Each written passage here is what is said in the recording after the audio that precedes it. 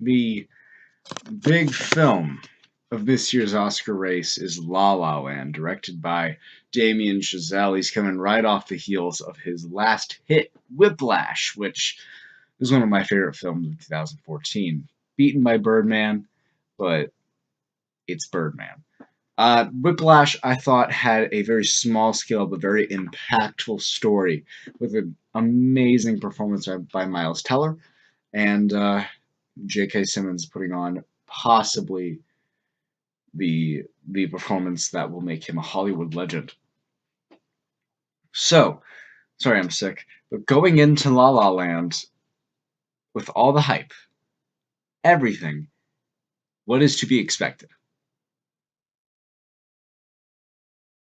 A dream-filled, magnificent film. This film brought me to so many emotions and so many conflicting viewpoints. It was so surprising. Let me just start from the beginning. La La Land, if you haven't heard about it from everyone, is the smash hit of the Oscar season.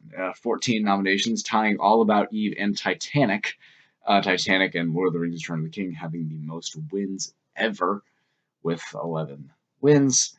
Now, I'm not going to talk about the Oscars. I will probably make a video about that. But let's just talk about La La Land. I think that La La Land, as a fan of musicals, is near perfect. It is a near perfect film for me. I'd have to nitpick to find flaws, and there are a few flaws with this film, but it's simply with a few things that, you know, only someone with a keen eye would notice. Only someone watching out for flaws would notice these little things.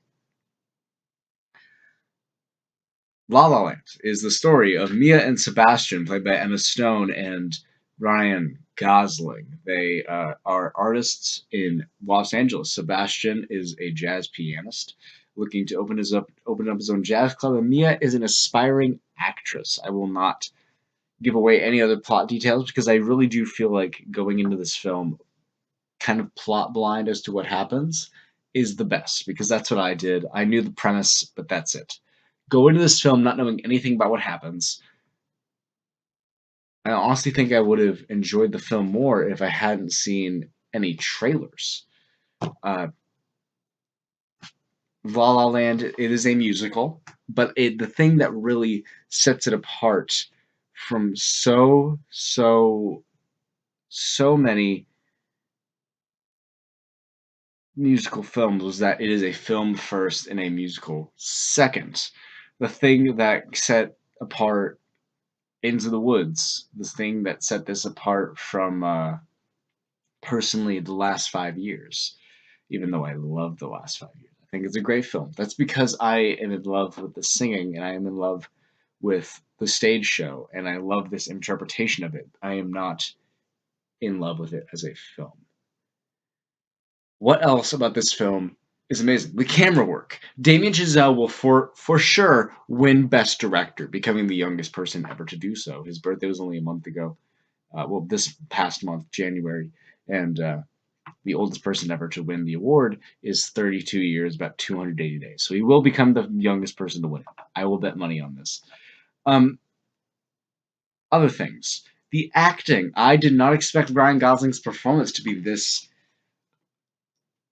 silent and subtle. Emma Stone's performance is more up and down, not necessarily in terms of quality, but in terms of the emotions she portrays. While Ryan Gosling's character, he his character likes to stay in the shadows. His character likes to not necessarily talk about his emotions. He shows it through his eyes and through a few songs that Ryan Gosling's character sings in the movie. Uh, it kind of sparse on songs, but the reason for that is they like to show these characters' dynamic with their dancing, with the camera work, with the colors, with reprises of different melodies and harmonies. The most prominent of which is Mia and Sebastian's theme, followed up by City of Stars. The the compositions are immaculate. The way, as much as these two are kind of obviously not professional singers, they pull this off greatly. They pull off being these people so greatly. Especially Ryan Gosling. He should do more singing. Definitely do a lot more like singing in his films. I agree.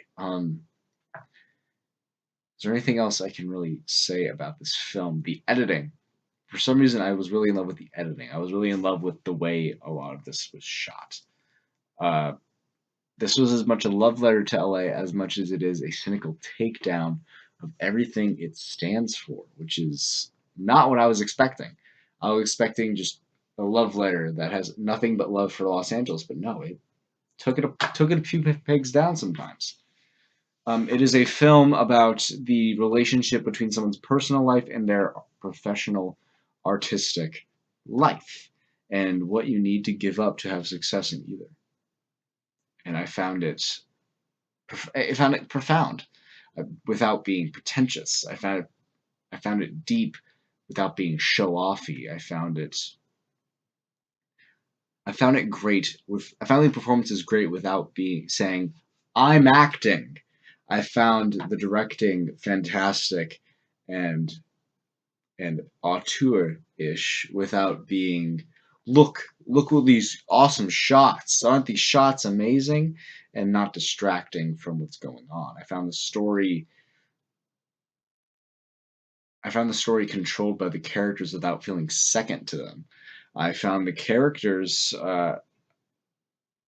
simple without feeling two-dimensional. This film is something I think everyone needs to see this Oscar season. If you see one Oscar contender this season, make it La La Land. Make it La La Land.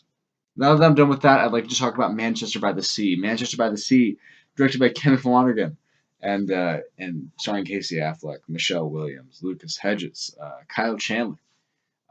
For one scene, Matthew Broderick. This film is. I haven't seen Moonlight yet. I have to see Moonlight, but to me, it's the best drama of the Oscar race. I wouldn't really consider Arrival a drama. I'd consider it a science fiction film. Although Arrival, if you consider a drama, I personally consider it. I'm just not going to count it because I just don't. I don't feel comfortable there. But Manchester by the Sea to me is the best drama of last year. It is very similar to Good Will Hunting in that it is someone who has a very troubled past trying to reconcile it with new actions. One of my favorite things about Manchester by the Sea is the acting. Michelle Williams is only really in the movie for like 2 scenes, but she steals every scene she's in. And the last scene she's in particularly hit me in a really, really deep spot. Casey Affleck. Uh, it's a tie between him and Ryan Gosling for best actor at the Oscars this year. I loved both of their performances. Both their performances were subtle but insanely effective. Now, Casey Affleck was the real star of his film, while Ryan Gosling being nominated for Best Leading Actor. He is the leading actor, but I feel that he more supports Emma Stone, while Emma Stone is the main character. Um, although he is a leading. I hope you get what I'm saying. We get more time with Casey Affleck than with Ryan Gosling. Casey Affleck is incredibly real. He's incredibly poignant. He's incredibly subtle.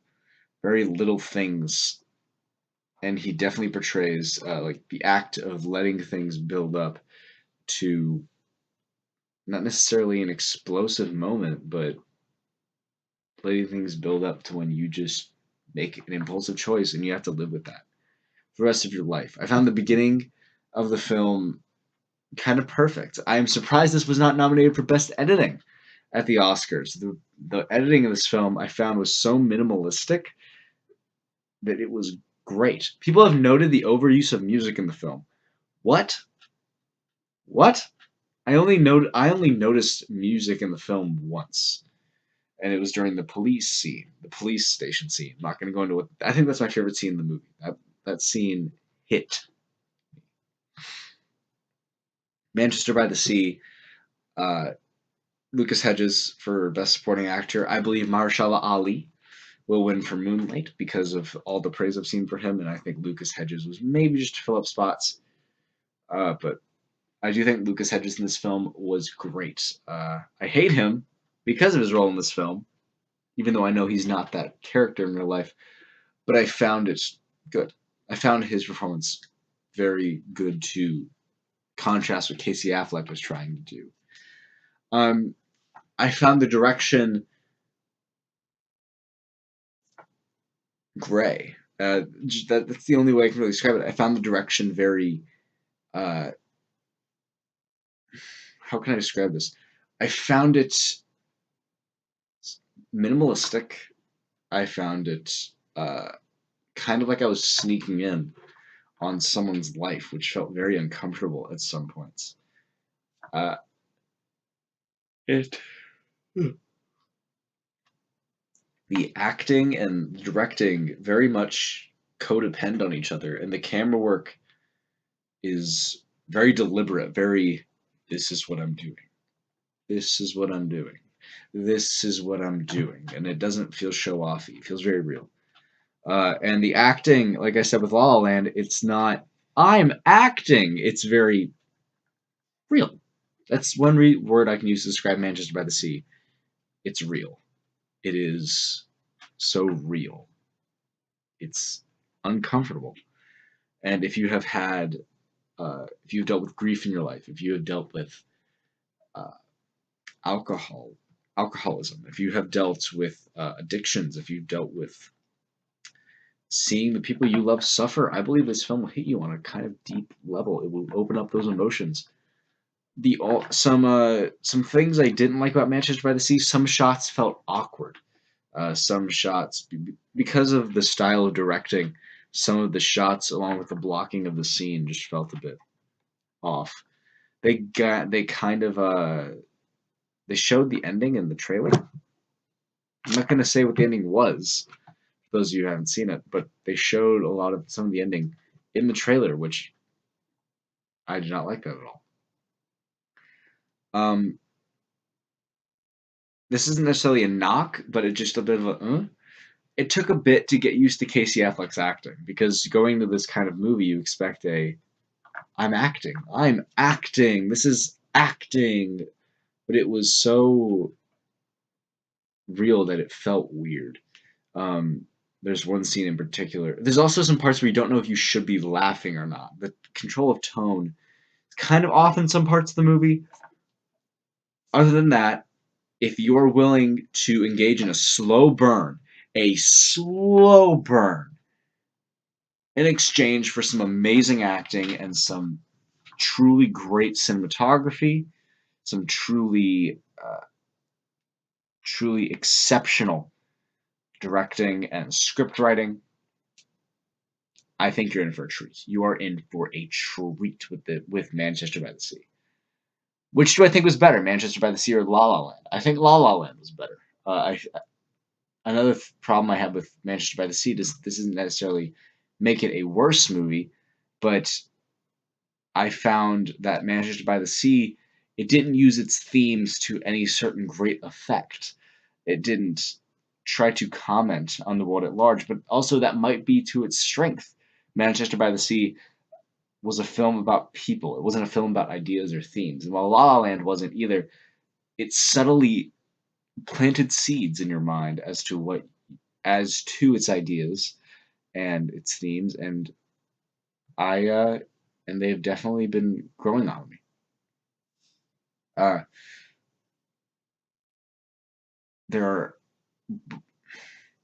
So Manchester by the Sea, La La Land. What did you think of the two? I know La La Land's been getting some backlash as of late because of all the praise it's gotten. Of course, the extremist point of view is to just backlash against it hard. It's been called racist, which I don't believe at all. In the jazz club, people have been commenting on the jazz club scenes how it's all black people in there, and Ryan Gosling and Emma Stone are the only white people. There are as many white people in there. It's just a lot of old people, and it's darkly lit, so you can't really see much. I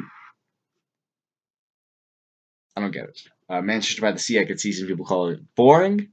I get it, but tell me what you thought in the comments. See you later. I'm probably going to watch Moonlight soon, so I will make a review of that after I see Moonlight. I will comment on the Oscars. Thank you so much for watching, and have a good day.